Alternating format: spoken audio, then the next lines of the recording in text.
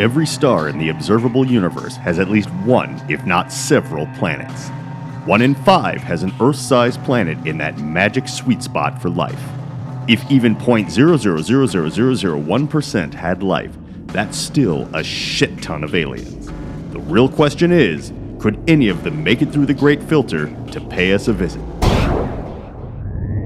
Y'all gonna learn today!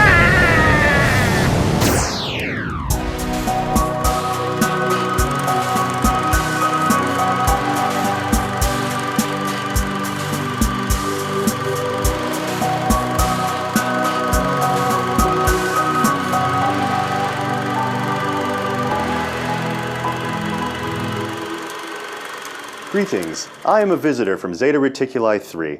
I have taken the form of someone you would recognize and trust, so that— I don't trust John. Last week he shot Panda right in the face. Wait, how are you still alive? I got better. Thank you everyone for keeping me in your prayers. Jesus Christ. Hey, yeah, can you appear as Jesus? Ooh, or maybe Kid Rock. Or maybe Rush Limbaugh? Or maybe you can all shut up! I came here to explain how my people made it all the way to a Type 3 galactic civilization, and therefore how the people of Earth could do the same. You see, in spite of our differences, intelligent life manifests pretty much the same way throughout the entire universe. We rise over eons from single cells evolving and adapting through a crucible of hunger and survival, until we stand alone atop the food chain. All dominant life forms on any planet with limited resources inside a natural ecosystem develop from the most aggressive and territorial predators. Bloodthirst, greed, and imperialism are imprinted into their DNA. It is for this reason that many scientists on Earth, like Stephen Hawking, fear that contact with extraterrestrials would be inadvisable, because they would be a terrifying threat to Earth's well-being. When you look at the way that humans have treated each other throughout history, it makes sense, but I'm here to tell you that that idea is totally stupid. Yes, I just called Stephen Hawking a dumbass. I'm from a super advanced species. My first part-time job during high school was working on a Dyson sphere. We have an ancient proverb on my world. The smartest baboon in the zoo is still a smelly monkey with an ugly butt that can't figure out how to escape. It's like I always say, never listen to scientists, because they're always trying to trick us. Okay, and that right there is why you have nothing to fear from interstellar marauders. Because if we get rid of all the stupid scientists, they can't hand us over to space asses? Oh, damn it, because society's full of small-minded chimps that sit around all day listening to hateful propaganda, dreaming up ways to screw each other over to hoard extra resources despite the fact that there's plenty to go around and you're all on the same team. Self-destruct long before they get the chance to colonize the planet next door, let alone leave their own solar system. Dominant life forms emerge from a billion-year-long zero-sum tournament of blood, but to become technologically advanced, cooperation, communication, and curiosity have to develop as well. Right now, humanity has both in equal parts, and the former must be expunged in order for the latter to flourish. And that doesn't just happen by itself. That aggression and tribalism stems from a fear of scarcity which is rooted a billion years deep. It takes a very deliberate effort to form an ethical code strict enough to pass through the Great Filter and into the infinite beyond. Sure, we occasionally abduct people, but only when we have to. Humans have gotten injured when they've wandered into one of our active work sites, and we can't just leave them like that, because we cannot interfere with nor harm other living things, deliberately or otherwise. So we bring them aboard, fix them up, and we try to keep them unconscious during the whole ordeal. But occasionally they get wise and understandably start to freak out. Ever seen the movie Fire in the Sky? We tried to give that dude some space Xanax, but he just went apeshit. You people are so uptight. Wait, you can't interfere? What about all your dealings with the Clintons and the deep state? Doesn't setting up all those 5G mind control towers count as interference? Yeah, that's all complete bullshit used to radicalize and empower gullible idiots. By giving them both a way to feel smarter than others for the first time in their lives, and a common enemy to direct their impotent rage towards. So they don't rise up against their actual oppressors, aka the people who fund the people they vote for. Say that 5 times fast. And before you ask, the reason your dipshit government gets all touchy about alien talk is because they have indeed found some off-world tech.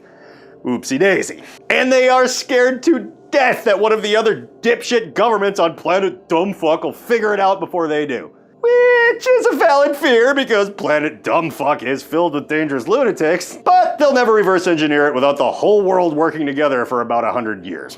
Hopefully, the level of cooperation it would take to get it all up and running would also usher in the end of any kind of desire to use it as a weapon. Because weaponizing a device that can control time and gravity would mean coitance for you numbskulls.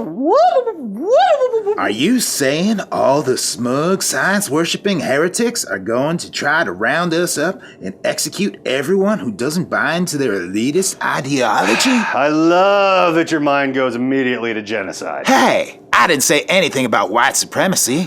What? It just so happens that white evangelical Christians are the most persecuted group in history, but also the toughest. So just try and send us to the kingdom of heaven. I mean, we want to go there, but not because you made us. Okay, settle down. We don't send anyone to the kingdom of heaven. We tickle him to death.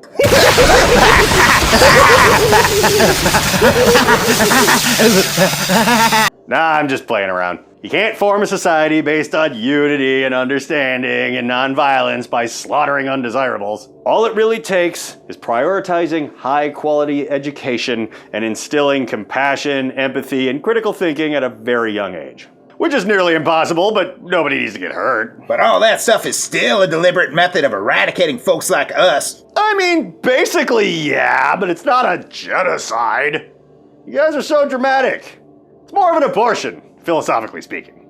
And we can't force anyone to go along with it, which makes it a long, slow process. Some people just refuse to see reason. But it's still immoral to murder or imprison someone for being willfully ignorant, as tempting as it sounds. So, on many planets throughout the history of the cosmos, they just get left behind. It's not against code to leave part of your own species on their own home planet, even if you think they might regress even further until that planet is strangled to death. It's out of our hands at that point, and we have places to be. The universe is a big place. After enough time goes by, the people left behind may not even be aware that the cosmic rapture of progress has even taken place. In fact, maybe this already happened on Earth millennia ago, plunging those who remain back into a dark age that they are only now just beginning to crawl out of.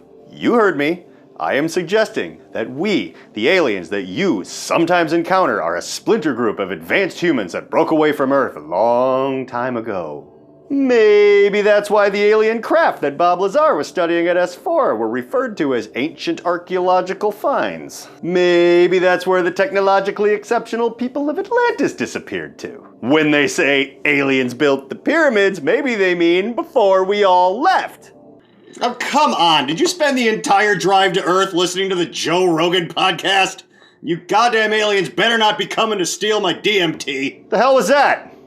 This show is getting too meta. Anyway, you might be the ancestors of the backwards rubes that couldn't get their shit together 20,000 years ago. And we only come back every now and again to see if anyone is finally smartened up. Not to steal your precious DMT! Is that real news? Totally. We have way better drugs of our own. No, all that stuff about you being from Earth, but like a long time ago, or... Oh yeah. Well, if that were the case, you'd be too dumb to figure it out. Also, it doesn't really matter if it's true. This could be your first chance to join us among the stars, or it could be a cycle that's repeated itself many times. Either way, there's still time to set things right and transcend this simple realm. So what you're saying is pretty soon all the liberals and nerds are gonna fuck off to outer space? And to leave us alone to worship authority and work ourselves to death trying to pay for giant trucks we don't need? Ooh, yeah. Hell Boy, yeah. oh boy. Boy, I oh can't boy. wait for that. Yeah! Okay, Ooh. this was a colossal waste of time, actually. You know what? I'm going to erase your memories of this Men in Black thingy here and leave you in a ditch. Wow, the same device that erases memory is also a teleportation beam? Nope. I'm actually probably gonna be in pretty big trouble now. What the fuck, dude? Hey, idiot. You passed out watching Star Trek again. Come on, we have a video to make. Pour me a drink, will ya? Oh man, I must have smoked too much crack. You fell asleep smoking crack? I ran out of meth.